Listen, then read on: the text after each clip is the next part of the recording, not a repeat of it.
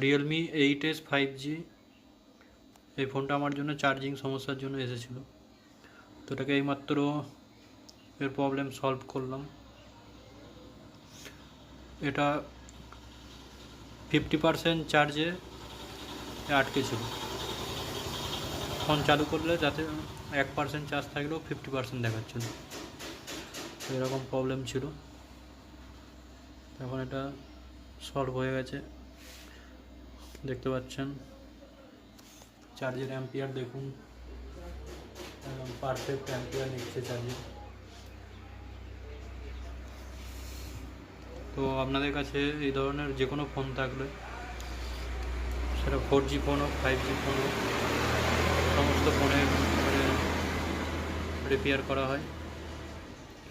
আমার দোকানের নাম হলো পূর্ণিমা